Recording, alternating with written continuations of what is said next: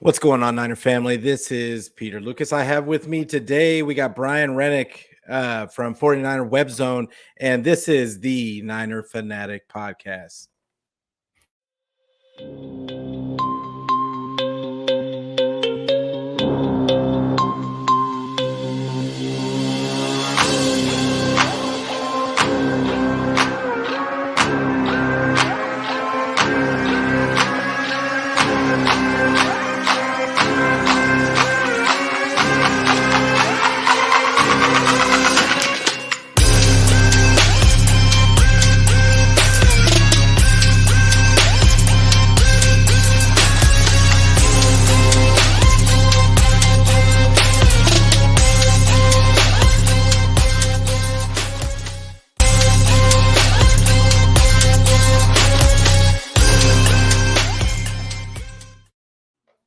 Hey, what's going on? And we're back with Brian Renick. And hey, so excited to have you here today with me today, Brian. Like I've been trying to get you on my show for a while, and I love what you guys are doing over in the Web Zone, and I love your show, your other show with Tim Sprinkles, right? Yeah, Yeah. So why don't you tell everybody where they can find you on the socials and all the good stuff you're doing over there? for sure. Yeah. So I am a writer, but mainly the editor over at 49ers Webzone. And then also one of the hosts of the 49ers Webzone No Huddle podcast. Then I also have a podcast with my buddy Tim Sprinkles called The Denim Dungeon. That has been on a bit of a hiatus because I'll be perfectly honest, the schedule has been crazy for me. I coach both my daughters in softball, and they're in fall ball. Fall ball season just ended, but it was, it was ended up being about 6 days a week that we were doing softball stuff. So hopefully get back at it with the dungeon. And then again, we're doing 49ers Webzone No Huddle podcast 2 days a week. And then on Twitter, you can find me at brenick77. And then again, like I said, I do write occasionally at the Webzone, but mainly I'm the editor over there. Yeah, and yeah, like I've watched a lot of your the stuff that you're doing with Zane and Al lately. Like I love your guys' show. Thanks, man.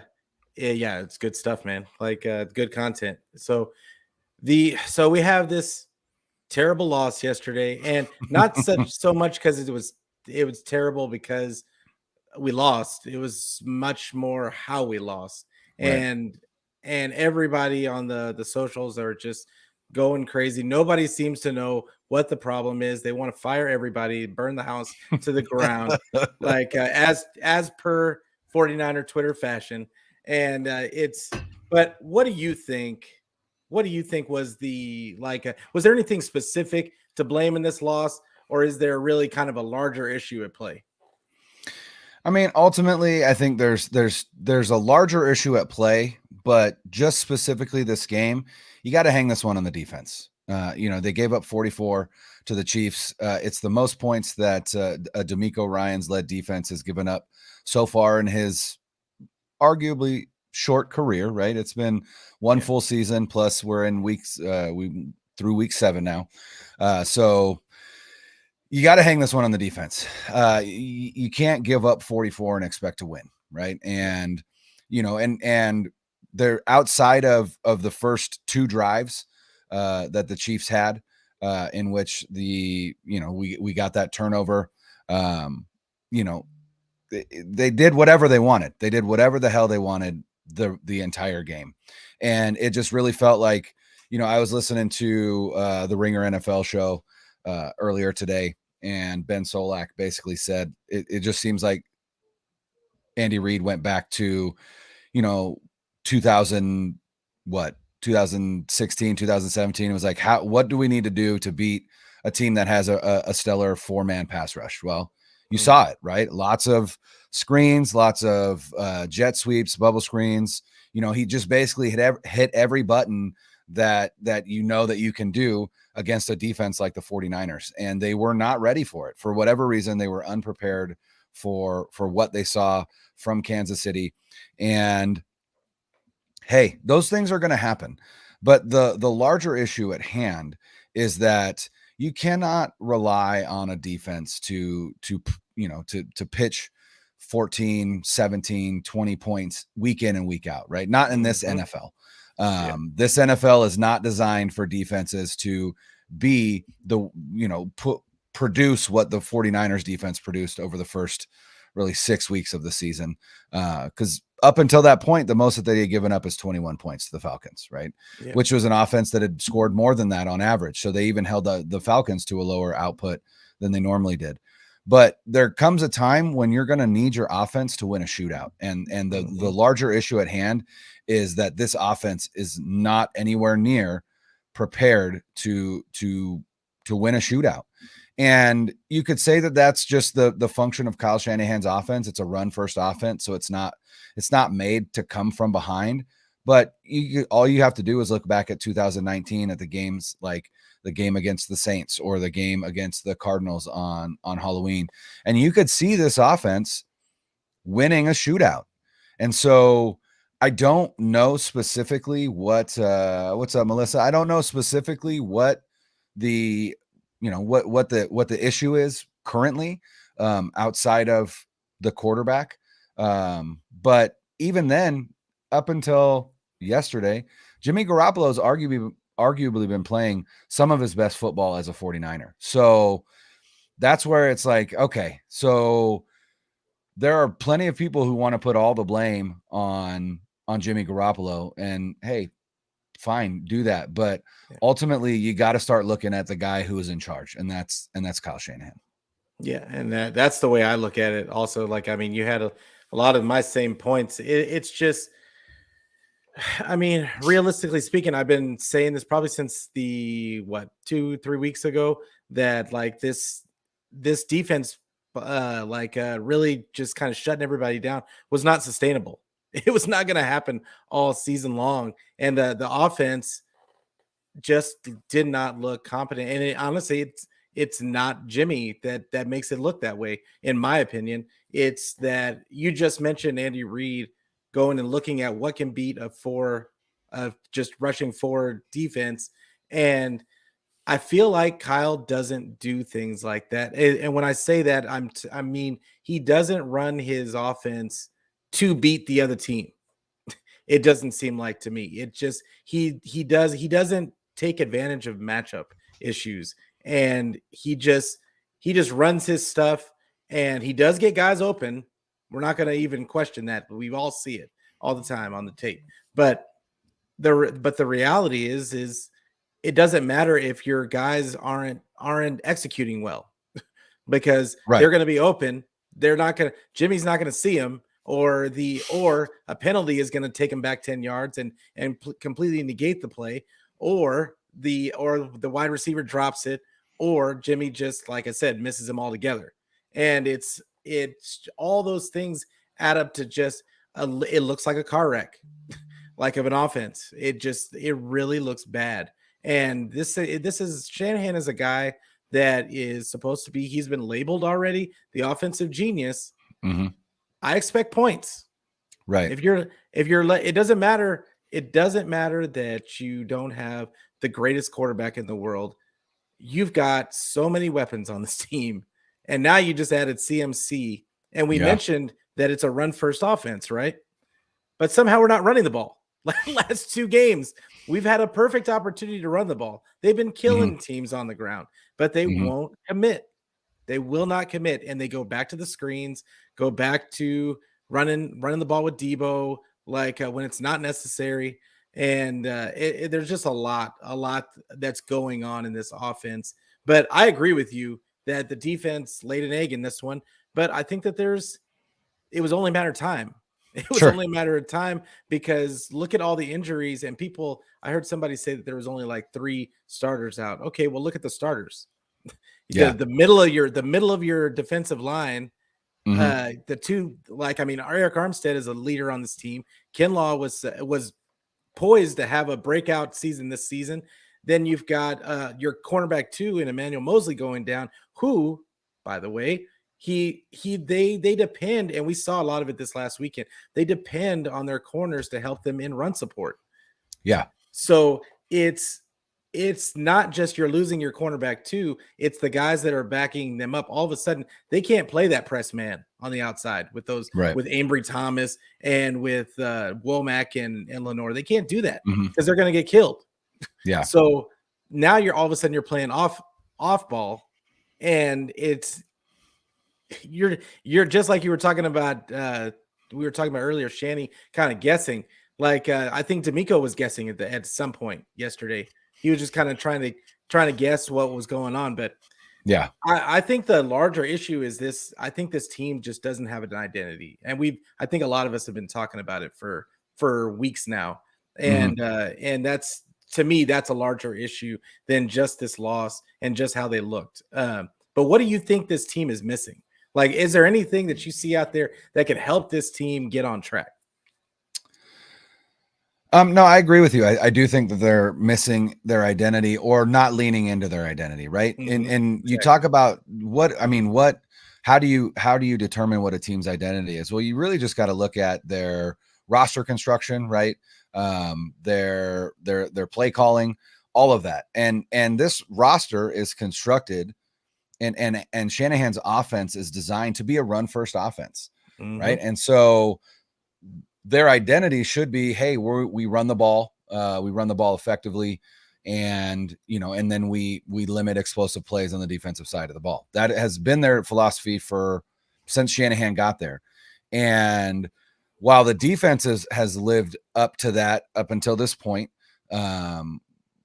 the offense hasn't. The running game is garbage right now. It is Yeah.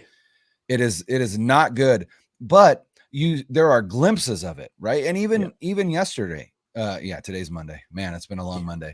Even yesterday, they were effective running the ball. Well, the problem is that they got down by so much that they couldn't stick with it. And so it's like, what do you do, right? If your whole game plan is we run the ball, we control the ball, we keep the other offense off the field with sustained grinding drives, and then that allows our defense to come in and play with their hair on fire Yeah. and rush the quarterback and and do those things that we're accustomed to them doing. Well, the problem is if you're not running the ball effectively, you're putting it in Jimmy's hands too much. Mm. And the other problem is it's obvious that Kyle Shanahan, based on play calling and things of that nature, he doesn't trust Jimmy Garoppolo. And hey, rightfully so. Jimmy Yeah. Garoppolo is a turnover waiting to happen. We know that. Yeah. But at some point, you've just got to say, look, I'm going to let him go, and we're going to have to live with the turnovers, and I'm going to have to expect my defense to get the ball back. And so because you gotta ride with or you gotta ride with who brought you, right? And Trey Lance isn't coming back. So Jimmy Garoppolo's who you got, or Mhm. you've got Brock Purdy. So Jimmy Garoppolo's all you got.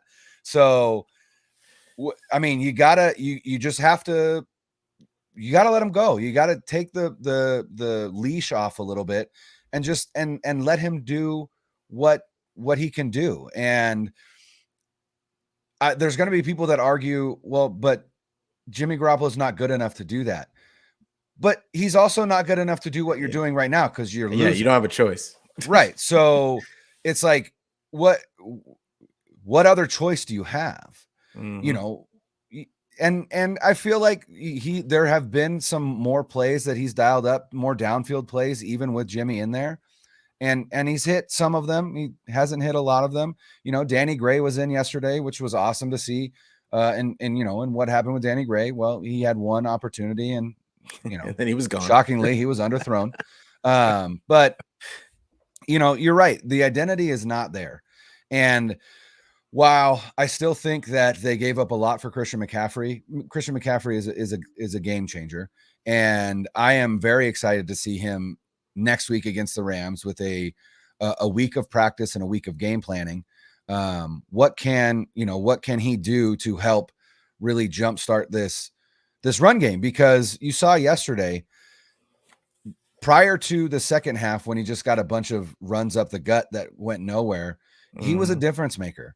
And so I'm excited to see if maybe now that he's got somebody of Christian McCaffrey's playmaking ability, if he doesn't start getting back to a lot of what we saw last year with Debo, but now it's with Christian McCaffrey.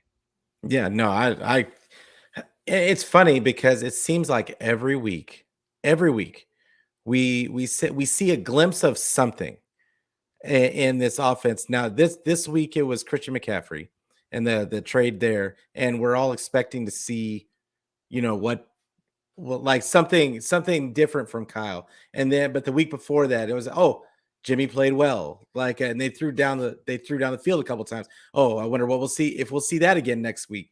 Every week, we seem to be wondering what's going to be new this week. And I think that is the biggest issue, is that Kyle just is not putting his stamp on it and saying, look, this is what we're going to do. This is who we are. He's still searching. And I think he found a recipe for success last season. And for whatever reason, he's decided to go away from it. But I was pleasantly surprised to see them run the ball to the outside with Christian McCaffrey and go back to that wide zone, and go to the outside zone more. And you saw they were getting him and Jeff Wilson were both gashing them with those plays. And then they went right back to running it, trying the inside zone and running guys into walls. I don't know what it's going to take this season to have for Kyle to see that inside zone that he's been trying to implement since last season, it just doesn't work. It doesn't work. It's not working for his team. The team that he has, but it's just, to me, it's just weird, that you see something is working and you don't just keep doing it until they stop it. That's been football forever. Every coach would probably just keep doing that. That's what we've seen forever in football. I've been watching 35 plus years, and that's always the game plan. Hey, we found something. Okay, let's just keep doing it until they stop us. But that's not Shanny. He finds something that works, and then he moves on to something else, and then he moves on to something else. So but do you have a problem with the way with Kyle's play calling, and what do you think it's going to take to get these guys some consistency going in this offense? Because I just think that we're always seeing something different, and I think that's what the players would probably like to see too, is just some consistency in what the game plan is going to be. But how do you feel about it? Yeah, I think in terms of play calling, the problem I have, Shanahan, and to be perfectly honest, this is a bit of a trend with Kyle Shanahan offenses, is that he is elite at moving the ball between the 20s, but he's not elite at scoring. And ultimately, that's what you need to be elite at if you're going to be an elite offense, right? And he's called this offensive genius. And to me, I'm like, oh, offensive geniuses score points. And I think it's 4 times in the 15 seasons that Kyle Shanahan has been an offensive play caller, 4 times has his team finished in the top 10 in points scored. And I believe it is at least 7 times that they finished in the bottom 20. And so to me, that offensive genius label might be a little bit it might be mislabeled, right? Because just a skosh. Just look at the game. Just look at the game yesterday, right? If you want to talk about an offensive genius, let's talk about Andy Reid. Yes, right. Andy Reid has scored.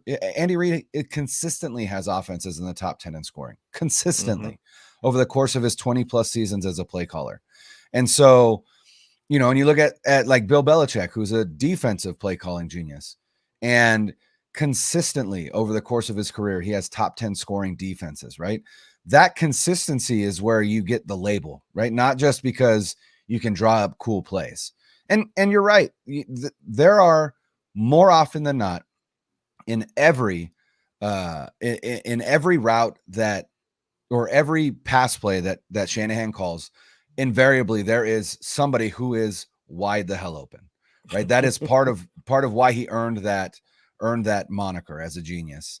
The problem is he has a quarterback who cannot go through his progressions well enough to find that player consistently. Or read a blitz. Or read a blitz, or know where the hot route is on a blitz, Yeah. right? Throwing a corner route to Kittle when Jeff Wilson is wide open on a choice route because he's the hot, and that's what the quarterback's supposed to do, right? If you recognize a blitz and you know you're in zero coverage, that means that they're bringing 6, and which means that there's one that's unaccounted for, which means you have to account for him, which means that you have to know where your hot is. And that was Jeff Wilson, and he was wide open. Probably would have been a touchdown on that play if he would have acted, but he didn't even look that way.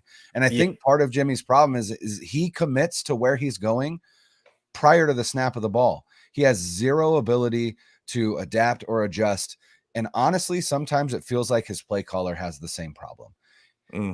Outside of the first 15 to 24 plays, whatever Shanahan scripts in the first quarter, it just seems like he struggles to adapt. And I don't feel like that has always been the case, but that has definitely been the case this season. And so I think the problem is you've got a quarterback who you don't trust. You've got a quarterback who isn't committed to this team, and rightfully so. I don't blame Jimmy Garoppolo. I wouldn't be committed to this team either. And so you didn't plan on having this guy play for you this season. You brought him back as a backup and you were ready to move on. Well, now he has to play, but he's not bought in. And so you got to figure out a way to not get him to buy in, but at the very least scheme around him so that you are scoring points regardless of what Jimmy Garoppolo is doing. And I don't know that he can do that. And that's part of the problem. Absolutely. And I do think that is one part. Now, I do think that Jimmy is playing for a contract, and he's going to want to. I mean, you would think, but maybe he's okay with the amount of money that he's already got, because it seems like the same Jimmy for the most part, including a couple of deep throws a game, that may or may not even get touched by the receiver. But I digress. Now, Melissa had a question with Juice injured, and I think everybody saw that brutal finger injury he had yesterday. But do we switch from the overuse of him to 82, or do we finally see more snaps for Danny, Jawan, CMC, Charlie, TDP, and others who are rarely used? And I think that we might see some more. This is the thing. Jordan, everybody wanted to see Jordan Mason all season long, and we still have yet to see him. The thing about Jordan Mason was they said that he wasn't pass block, there was a problem with his pass blocking, protection, that kind of stuff. And then I don't think TDP is really that great at it either. And so, do you put those two, or do you just put a tight end back there? I would run more a 2 back and let Jeff Wilson kind of be your de facto fullback, in my opinion. I think that they've done that in the past, and it actually worked out pretty well.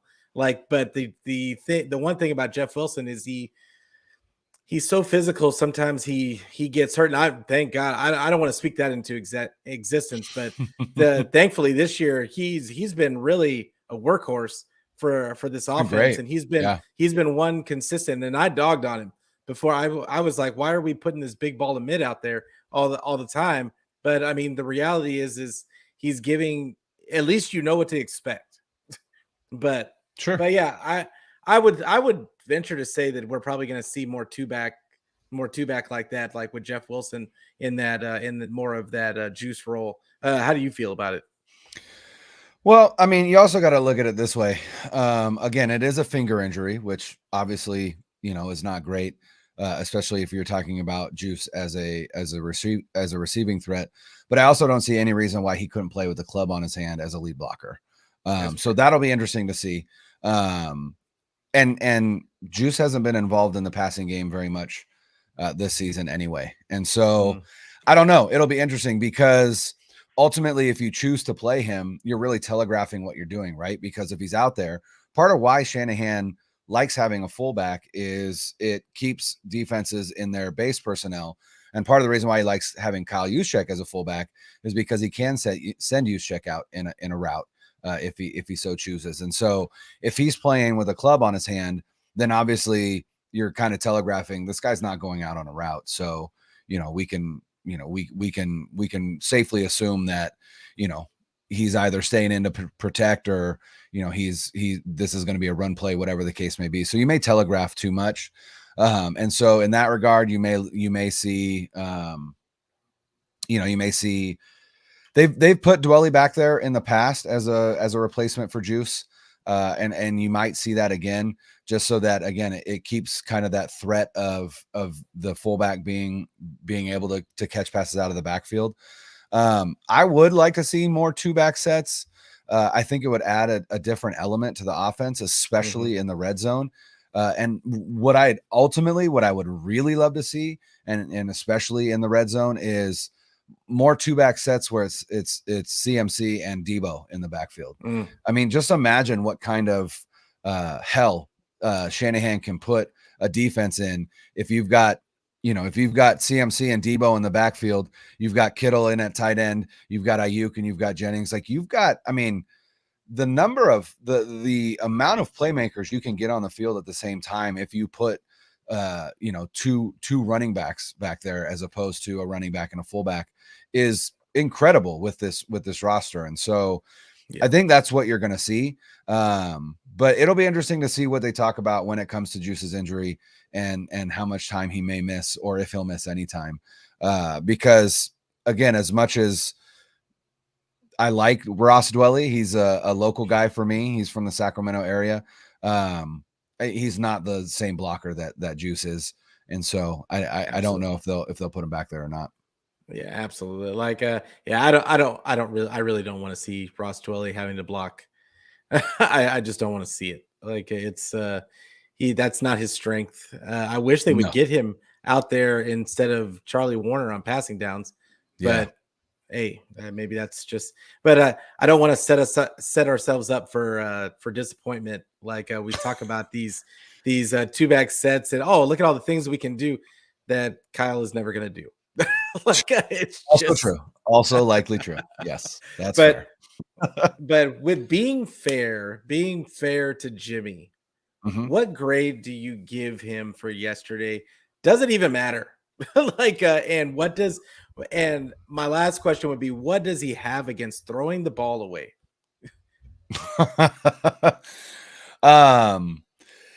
Yeah, I don't think Jimmy is the reason they lost that game. Some people would like to lay the blame squarely on his shoulders. I disagree with that. I don't think Jimmy is the reason why they lost. Is he a part of why they lost? Absolutely. And why is he a part of why they lost? Because ultimately you look at his game and he did have 3 turnovers, if you include that safety as a turnover, which I do.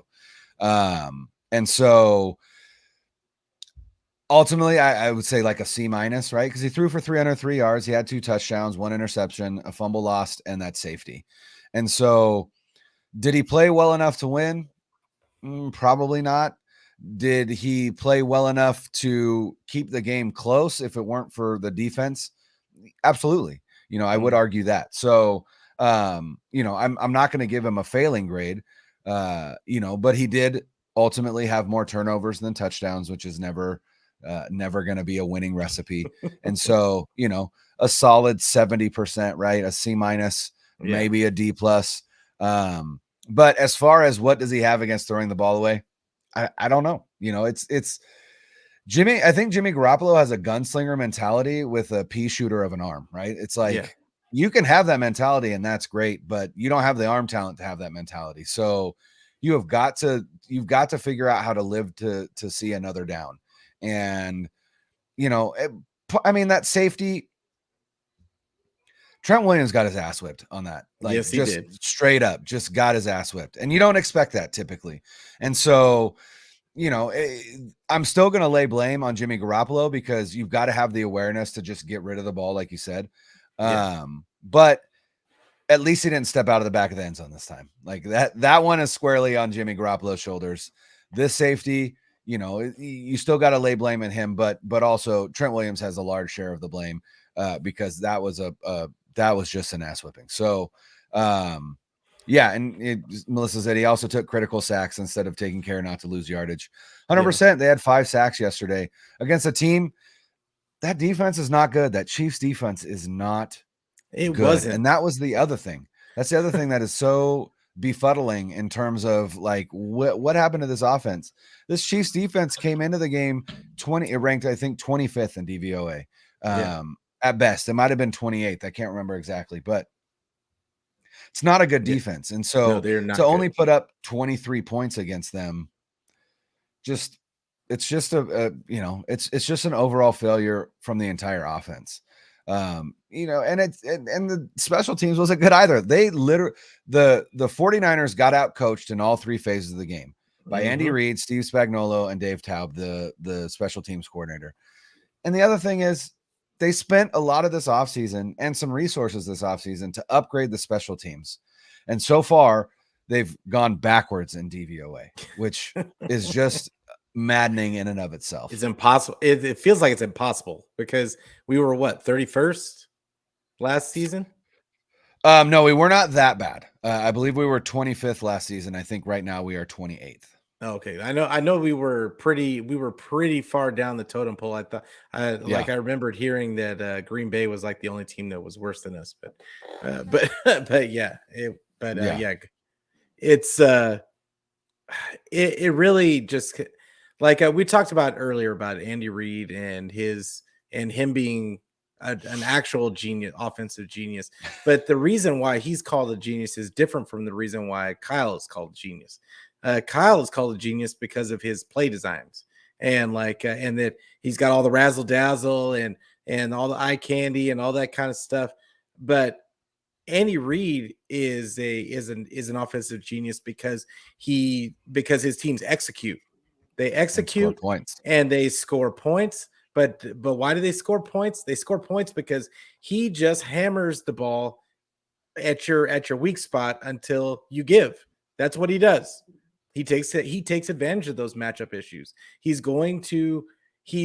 not the play call, it's not the actual play calling that is genius as much as it is he uses his best players and just beat you to death with them. That's novel concept, but and we've got the 49ers have so many that we don't have the consistency. And granted, we don't have a Patrick Mahomes. That's part of it, for it. sure. That's part of it too, for sure. So but when you find something, the running game has always been a go-to, and I still have yet to see a team really shut down that outside zone to the point to where you could stop using it. And but they kind of went to that inside zone the last couple of seasons, and it just hasn't looked the same. But yeah, I just think that there's a really big difference between the reasons why the two are called geniuses. 100%. And I really agree with what you were saying earlier, is that it was premature to call Shanny a genius. And the other part, the one thing that I will say for Shanny is he's in his 6th year of head coaching.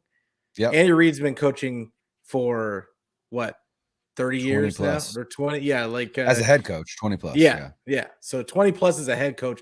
And Andy Reid was let go at one point, and he was labeled that he could never win the big one.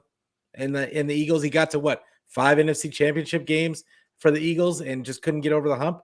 And then the one time they got McNabb a receiver in TO, they go to the Super Bowl, and they came within a couple of plays of winning it. But but then he goes to Kansas City, same thing. He gets them to up to a certain point, and then he couldn't get over the hump until he got Mahomes. And even then, it took him going against, of course, the 49ers to get him over the hump. So we could go on and on, honestly, about our coaching woes, but it's so CMC. I do want to bring up CMC because he looked good, for not having any real one practice, and he probably got a crash course on the verbiage. And Friday practices are typically walkthroughs, so yeah, he didn't even really have a practice. Yeah. So but Jeff Wilson looked energized having him on the field, in the game. Like, why do they continue to go away from running the ball, and even when it's effective? And how do you think, I mean, I think we talked a little bit about the two back system, but how do you think do you think that they're going to stay going using that outside zone more now that we've got CMC? Because I have to believe that they're not going to just run him into walls. But I mean, it is Shanny, but I have to believe that they're not going to do that. Yeah, I think part of why, at the very least, they were getting away from the outside zone was simply because they didn't really have the players to run it, right? Once Elijah Mitchell went down, you're left with Jeff Wilson Jr., Ty Davis Price, Jordan Mason, Tevin Coleman they brought in, right? None of these guys have the speed to break the outside zone, right? For explosive plays. And this offense is designed around explosive plays in the run game, right? Or chunk plays in the passing game. And we see CG Ruthless here. He said he expects CMC to be a difference maker against the Rams. CMC already ran for 158 yards against the Rams earlier this season with the Panthers. So I agree. I expect him to be a difference maker. You better get more than 7 carries. Well, and that's the thing is, I was surprised by the number of touches he got in this game anyway, just because of the little amount of time that he had with the team. And so I think he's going to be a large part of the game plan in LA for sure. They're going to have a week of practice with him. Shanahan's going to have a week of game planning with him. I think we're going to see some pretty exotic run plays with him. I think they're going to hammer that outside zone. But the one thing that you have to look for is the Rams, and this is why the 49ers came out throwing the ball a lot more in that victory against the Rams earlier. The Rams have, in the past, I think 4 matchups, really focused on stopping that outside zone by putting 6 men on the line of scrimmage, right? They're adding defenders out wide to keep that wide zone from actually breaking any big plays. And so I don't know how much you're going to see the outside zone in this game, simply because they are geared up to stop it. It's like their defensive game plan is centered around stopping that outside zone. Now, Shanahan knew that, and he went away from it and went with a quick passing attack, which really kind of neutralized that defensive philosophy. And so it'll be interesting to see if, now the counterpunch is we come back with Christian McCaffrey and we start running more of that outside zone until they go back to it, and then you hit that passing game again. We'll see. It'll be interesting, but I do think that McCaffrey is going to be a large part of the game plan, and I think that's going to include a lot of touches in the passing game. Yeah, for sure. And and I think you're right. Like, as far as that, he's going to be a big part of this offense going forward. I think that we just have to be. It's going to be a long week of waiting, and just because we want to see it, we just we won't believe it until we see it, and that's because we hear a lot of things. A lot of people talk about what we're going to see on each week, and it just doesn't materialize, because to us they're obvious things, but for whatever reason, Shanny likes to zig when everybody thinks he's going to zag and all that other nonsense. But so we got all these and I thought that the trade was, in my opinion, was a little redundant, because we have so many weapons everywhere at the wide receiver, tight end spots, and even I think that some of these running backs that we have didn't really get an honest chance, in my opinion. Sometimes you just have to see it on the field and see what they look like in the actual game, then before you can say that they're just not going to work. But I'm not the coach, and that's how I would look at it. But obviously Shannon doesn't look at it the same way. But with so many weapons at the wide receiver and tight end spots, do you think Kyle maybe has too many weapons? And do you see any pressure to get them all involved? And maybe that's why his offense looks so schizophrenic. That's a good point and a good question. And it's hard to know. Shanahan doesn't strike me as the type of guy that really cares about who he gets involved. Like, I don't think he's there to stroke egos of Debo or Ayuk or Kittle or whatever. And ultimately, uh, they all seem like players that have the mentality that, I don't need to get mine as long as we're winning. And here's the thing, Debo has his money, Kittle has his money, CMC has his money. They are not, they're not trying to pad their stats as for a run at a big contract. Ayuk might be feeling that way, and we'll see. But ultimately, I don't think it matters to any of them. And I don't think it matters to Shanahan either. I don't think he stays up at night thinking like, oh man, I didn't get Debo very involved last week. I gotta, game plan to get him the ball more.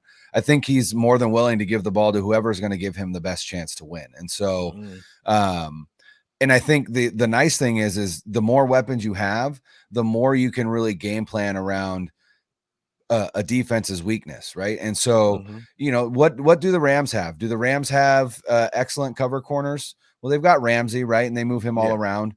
That's it. But that's about it, right? So maybe we're going to see him attack the outside a little bit more, and maybe that means getting Debo and Ayuk involved. And the nice thing is with McCaffrey now, you don't have to bring Debo in the backfield as much, right? It can be more of something that you do once or twice a game as opposed to 7 times or more, right? And so it frees him up to have more 11 personnel, right? Where you've got Ayuk and Debo on the field and a Jennings on the field, because you can have, especially with Juice gone, right? Like maybe we do see a shift to, well, we don't know if Juice is gone, but again, if he's out for a little bit of time, maybe instead of seeing a Warner or a Dwelly back there to take his place, maybe you do see more use of 11 personnel where you've got Jennings and Debo and Ayuk, or Gray and Debo and Ayuk on the field with McCaffrey in the backfield and Kittle in at tight end, right? Like, get as many playmakers as you can on the field, and then go to McCaffrey in the passing game, go to McCaffrey in the run game, go to Gray, go to Debo, go to Ayuk, right?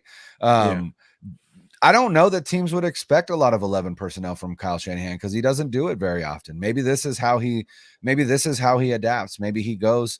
And again, like I said, I don't think that he trusts his quarterback very much, but at this point, this is who you have. So you got to figure out the best way to get the ball in your playmakers' hands. And, maybe that is getting as many playmakers on the field as possible. So it'll be interesting to see kind of where they go with that.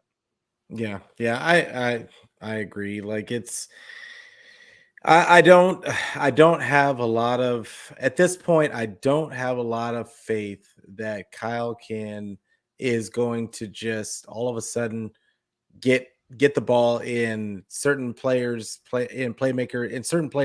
hands just to take advantage of matchups, because he doesn't historically do that. Like he doesn't look at and see that we've got a rookie corner over here, and then he's just going to run plays at that guy consistently and put that guy in a bind consistently. He kind of calls plays against that defense as a whole and their responsibilities. And it's to me, there needs to be some kind of change as far as that philosophy, just because up to this point it's not working. Like, it's not working, and you've got to get, and it works sometimes, which I'm sure just gives him a reason to try it again later on down the road. But it's not working consistently enough for you to say that this is infallible and we shouldn't try something else. But I do agree that they have so many, they just have so many weapons, and they can put guys in bind. 11 personnel would be really interesting, because like you said, Shanny doesn't like to do it that much.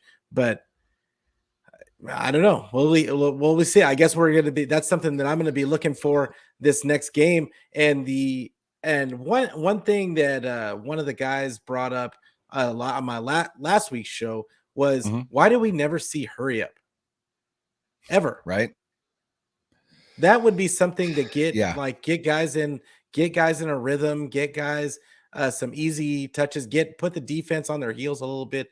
Uh, like if you have a quarterback that's struggling to just get your basic concepts, why not make it a little bit easier for him by just give him a couple of two or three plays and just rattling them off real quick, so and he doesn't, and then he'll only have to play against probably the other team's base or vanilla defense. Right. I don't know, it seems like a simple type of solution that we just never try.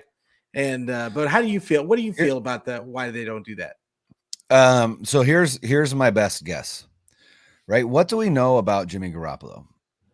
Jimmy Garoppolo is not the most cerebral quarterback, right? True that. He struggles to read defenses. He struggles to go through his progressions. I know I have a buddy who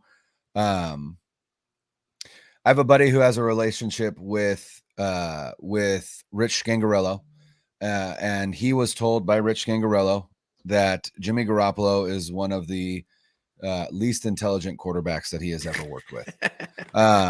And so the thing that you got to think about when it comes to no huddle is if you're going to go no huddle, you got to have a quarterback who is going to be able to run no huddle, meaning that he's going to be able to remember, hey, we're going to go in sequence. We're going to go this play, then this play, then this play. So you run that play, you get up to the line, run the next play, get up to the line, run the next play, right?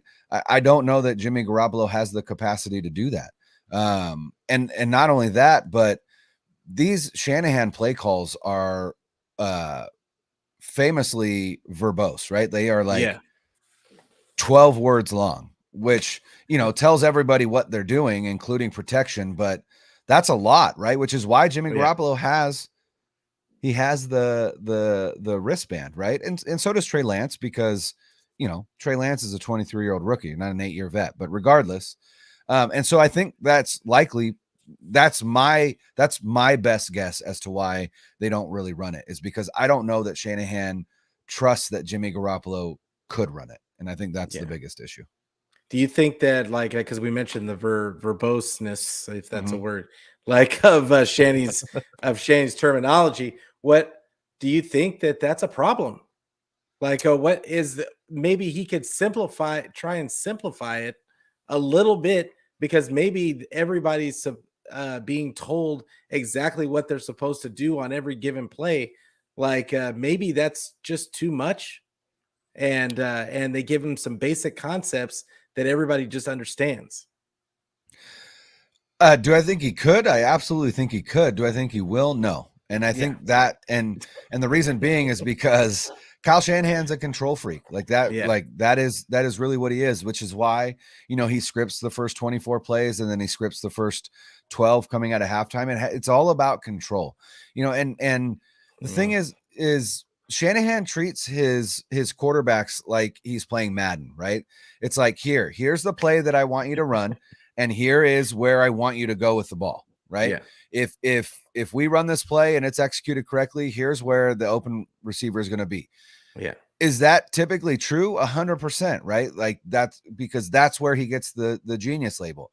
These play designs are specific to the like you said, they're specific to attacking the defense and their principles and responsibilities. Mhm. And part of, I think, why these offenses are starting to struggle a little bit, and we're seeing it with the 49ers offense, the Packers offense, the Rams offense, the to a certain extent, the Jets offense, although they're starting to get a little bit better.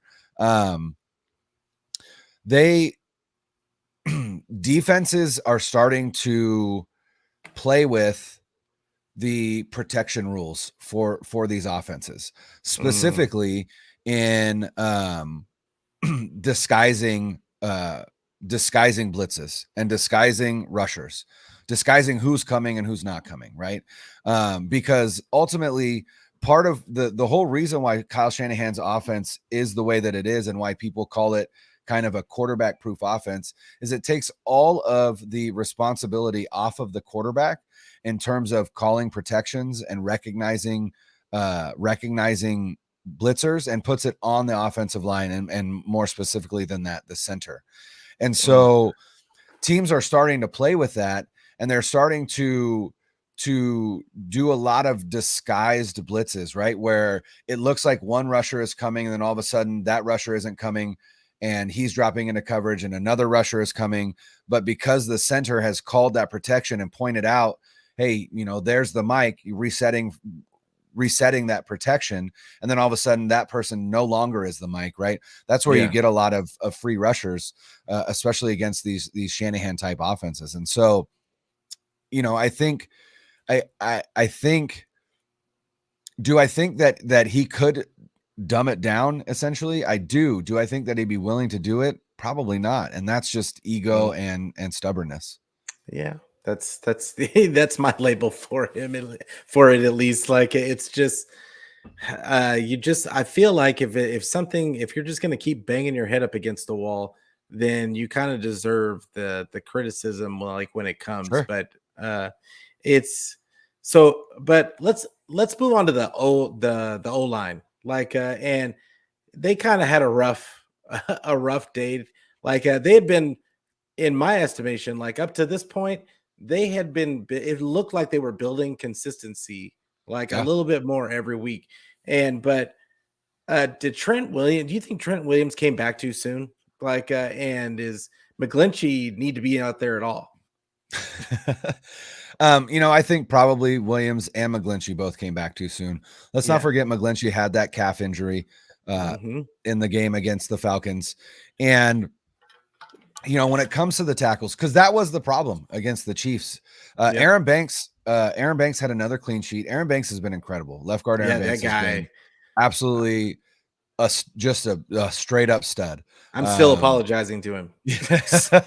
Right? A lot of us are, because there were a lot of questions about him coming into the season. But the problem on Sunday was the tackle play, which is hard to say because Trent Williams is a Hall of Famer. But it is quite possible that they both came back too soon. And the problem with McGlinchey, at least I think his problem yesterday was, when you talk about a calf injury, you're talking about an injury that is going to keep a tackle from really being able to anchor against a pass rusher, right? Because think about calf stretches, right? Like, what do you do when you have a calf, when you're stretching your calf, right? You put, let's say I'm going to stretch my right calf. Well, I put my right leg behind me. I put my left leg in front of me. I bend my knee, and then I lock my ankle or my heel into the ground, and I just lean into that stretch, right? That is anchoring and pass protection. That's what you're doing. If you've got a calf injury, you're not going to be able to do that. And it was pretty evident that he had zero ability to anchor yesterday, which is why he consistently got absolutely worked on bull rushes.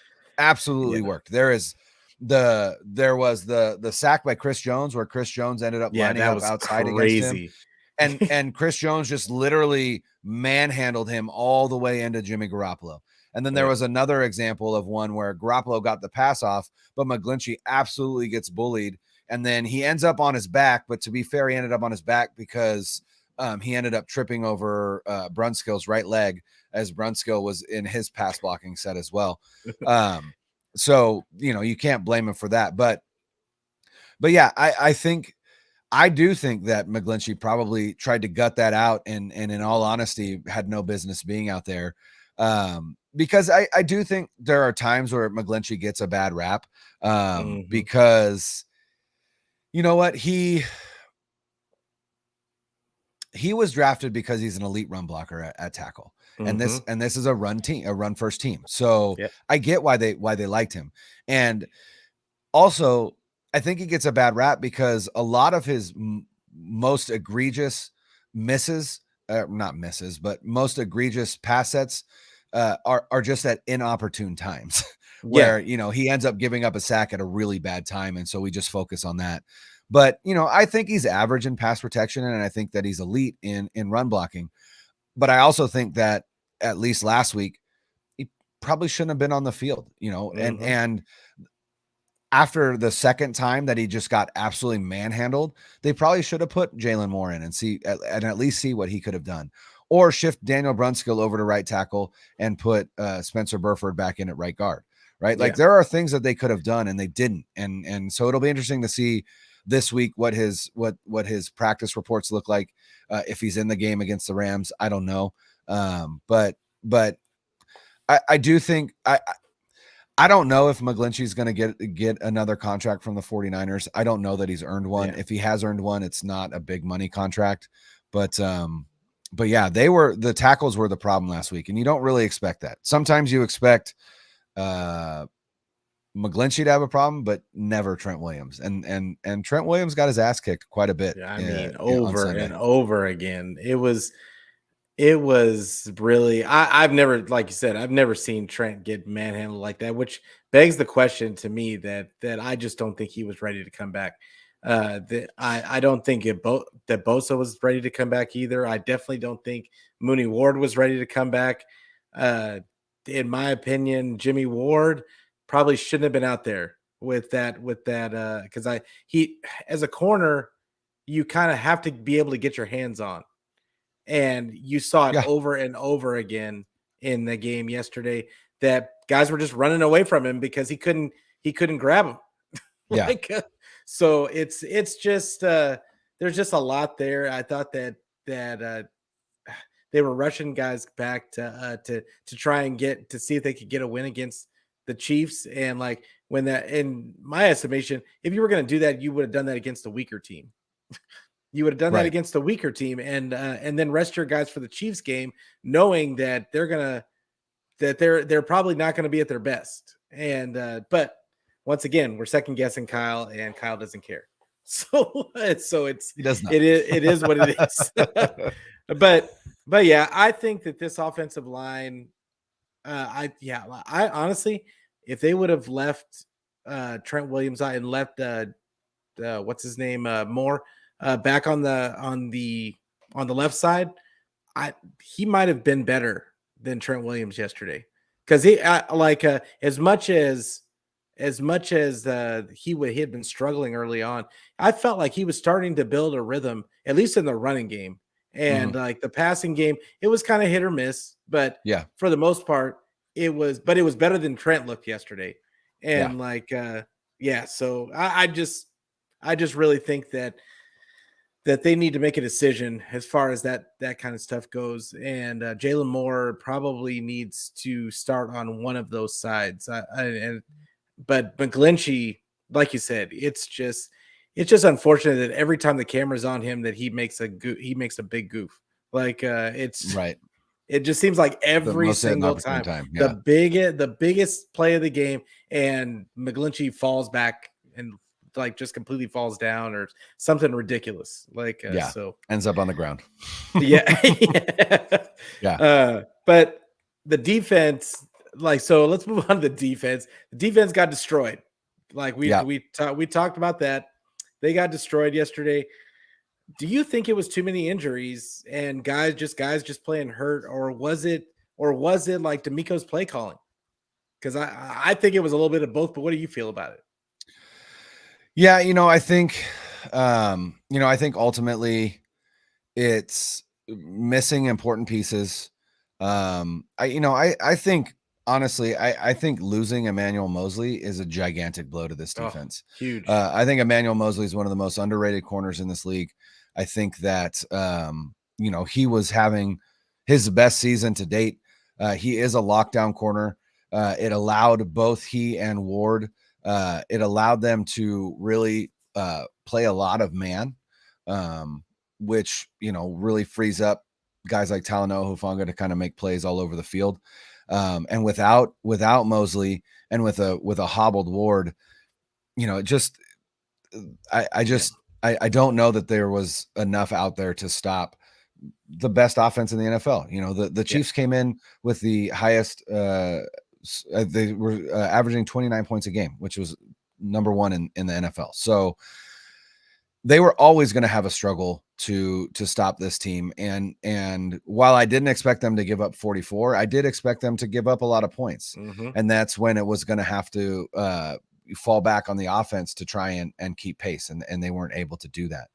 And so, I think in the modern NFL and today's NFL, you're always going to have games in a season where you're going to get got on the defensive side of the ball.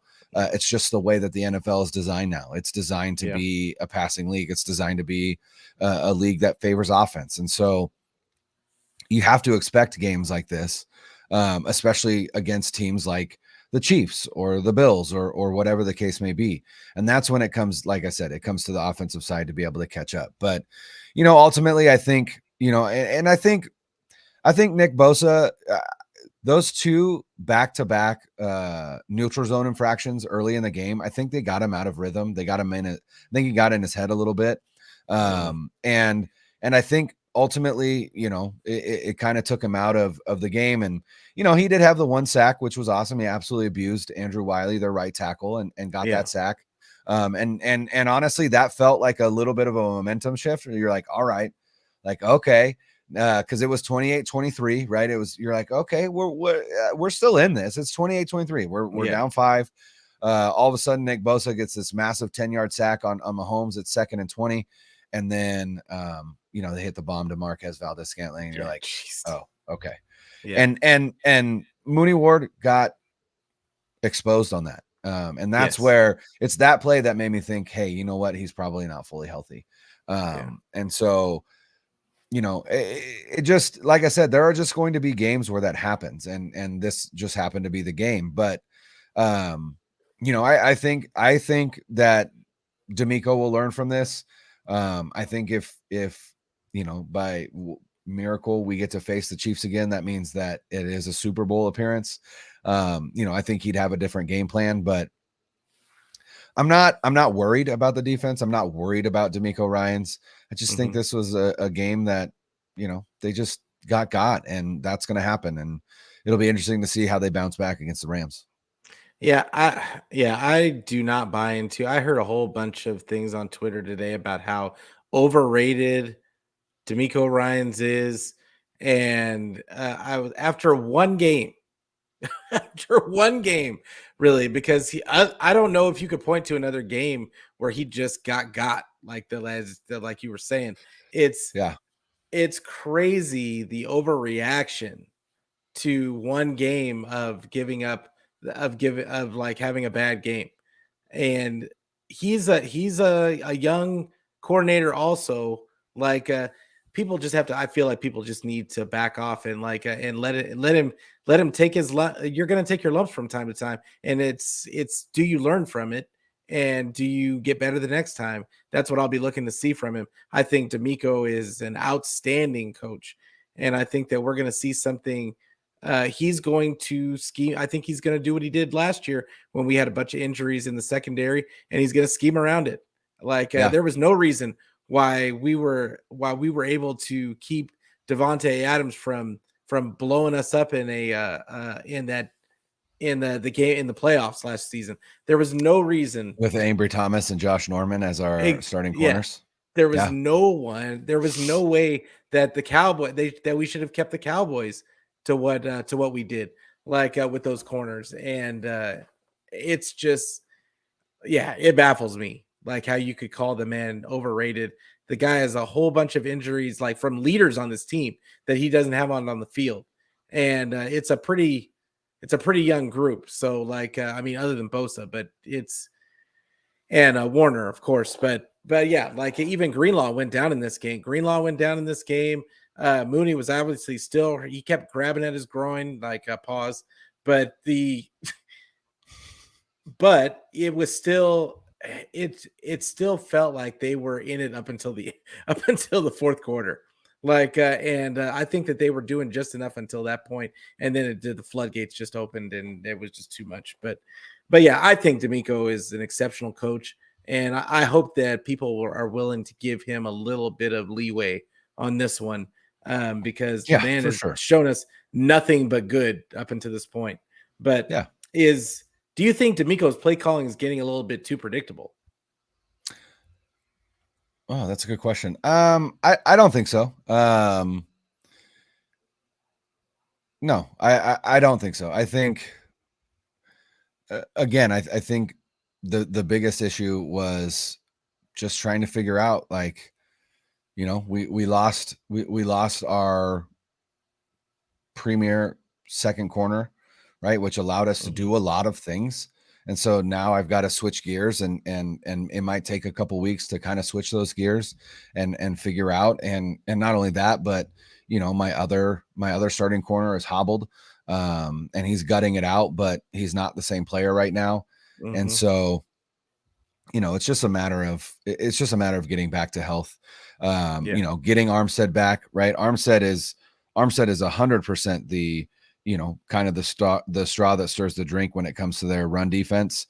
And I don't say that just because he's the starting D tackle. When Armstead is on the field this season, the 49ers are allowing 2.8 yards per carry and 64 yards per game. And the games that he's missed, they're allowing 4.09 yards per carry and 111 yards per game. So the proof is in the pudding right there. Yeah. And so, yeah, so that's from Akash from Niners Nation. But no surprise. But yeah, so yeah, it's there's just, they're injured right now, and they always have a next man up philosophy, but next man up is not always going to be nearly as good as the man that he's replacing. So exactly, that's the reason why they're the backup. Exactly, there's a reason why they're a backup. And so yeah, so it's it's just a matter of getting guys back, and then also just adapting to losing Emmanuel Mosley for the year, and adapting to losing Jimmy Ward for an extended period of time twice now, right? So yeah, I don't think there's anything that is you could point to and be like, D'Amico is predictable now. I just think that he came up against a Hall of Fame play caller, and he got his ass kicked, and that's going to happen sometimes. So do I think if they see each other again this season, or if they saw each other again in the future, that the same thing would happen? I don't, because I think D'Amico is smart enough to figure out how to adapt. So I have no worries whatsoever. Yeah, and I'm not. Yeah, as you can tell, I'm not worried either. Like I just think that, like I said before, D'Amico is an exceptional coach in my estimation, and I'm looking for more great things from him as we get through this season. And I just want, I just really want people to give that guy his due. You can't sit there and give the guy tons of kudos all year long. Last year, he's the greatest thing. We're expecting him to be a head coach, and he has a bad game, and all of a sudden he's trash. Like I don't think that's how that works. But so we got the Rams next, which is historically our get right. And will the 49ers still, do you think they're still going to have their number in this game, or did they get they were on a bye this past season, or this past week, I believe. And will that give them an ability to kind of like an extra week to game plan, get healthy for them? And will their recent kind of struggles show up again? But what do you think? How did this game play out? I tweeted earlier today, I said, I hope 49er fans aren't taking this Rams game lightly, specifically because the Rams are coming off a bye, which gives McVay an extra week to game plan.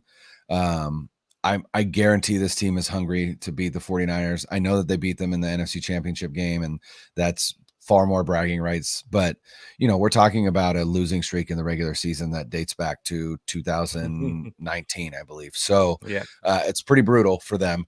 I think they've got a lot of pride in trying to end that. And, the 49ers are coming in kind of licking their wounds from an ass kicking at the hands of the Chiefs. So this is and it's a division game, which is always difficult. It's going to be hard fought. It's in LA, even though LA is Levi South. It's still not on their home field. And I don't know what the injury report is going to look like. We'll see if the 49ers are getting anybody back. The thing that I will say is the Rams are pretty one-dimensional in that they've got almost zero running game, and their offense runs directly through Cooper Kupp. And so while Cooper Kupp got his in that last matchup, he didn't have any touchdowns. And the defense really had quite the performance against them, though we're still talking about a fourth quarter where the Rams got the ball back and were driving to possibly tie the game before Hufanga had that interception. So it's going to be a close game. It always is. It's going to be hard fought. It always is. We'll see where Daniel Brunskill plays. Honestly, I think if McGlinchey can't go, I think Brunskill should be the starting right tackle. But I think he's better at tackle, in my opinion. I have said that since 2020. I don't know why they keep trying him out at guard. He is a tackle. He was a tight end. He was a tight end, right? Like, get him on the outside. That's where he's most comfortable. So that I've always thought that was his best position. But yeah, I don't think that, it's going to be easy by any stretch. Do I think that they can still win? I absolutely do. For whatever reason, Kyle Shanahan does have Sean McVay's number. And it'll be interesting to see if this extra week of prep for McVay really results in any kind of difference for him whatsoever. Yeah, I agree. I'm not, it's not, worried is not the word for this game, in my opinion. It's more just nervous for what we're going to see. And I'm nervous because if they roll out there again and we see the same offensive struggles, the same execution issues, the same amount of penalties, the same everything that had been like the reason why they'd been struggling, it's just I just worry about I'm nervous about the rest of the season, because historically the Rams have been a get right for us. And so I really want them to step their best foot forward and just kind of go in there and just take care of business. I do think it's going to be a close game because, I mean, the injuries are the injuries, but the one thing working for us is that I don't think they could have two weeks off, and I don't think this offensive line for the Rams is going to be good. So agreed. That's gonna help this. That's gonna really help this D line get home, I think, and that might be the recipe for success for the 49ers in this game. And then we'll get to see a full game plan with CMC. Excited to see that. But yeah, I think that the 49ers are going to pull this game out. I don't know what the score. I have no clue of what this offense is going to look like, but I think that they will pull it out. But hey, Brian, I really appreciate you coming on today. Absolutely, man. This was a blast. I had a great time talking 49ers, even off of a loss. And you'll definitely have to come back on one of these when I can nail you down. I know you're a busy man. Absolutely. And but yeah, for everybody, one more time, why don't you tell them where they can find your content and where they can find you on the socials? Yeah. So on Twitter, I'm at BRenick77. I got it on the screen there. And again, part of the 49ers Webzone No Huddle podcast. We are now part of Odyssey, which is a cool opportunity for us. Oh, that's cool. Yeah. And then the Denim Dungeon with my buddy Tim Sprinkles. Like I said, we've been on a bit of a hiatus, but hoping to get back at it. He is down in LA this week at a conference. So hopefully might be able to put some content out this week, if not aiming for next week. But the No Huddle podcast, we put out 2 episodes a week that you can find on all of your favorite podcast apps, and also do a live stream like you do. And you can find that at YouTube. Just look up 49ers Webzone No Huddle. Yeah, and it's a really good show. Love you guys in El Saco, and love the show. So Thanks, brother. Appreciate it. Oh, for sure. So make sure you guys go out, follow my guy Brian. Make sure you follow their subscribe to the YouTube channels, and then make sure you subscribe to this channel. Make sure you hit the bell so you can get the notifications. And then also I am on anywhere where you can get your audio podcast. So if you don't just feel like looking at my ugly mug today and you just want to hear the audio version, then great, go get it. I don't care where you get it, just go get it. That's right. But But yeah, like for everybody, thank you for watching all the comments, all the guys in the chat. You guys were great today, Melissa and CG, and there was a couple of people I'm forgetting, but really, I appreciate you guys so much. And yeah, with that being said, go Niners. Go Niners.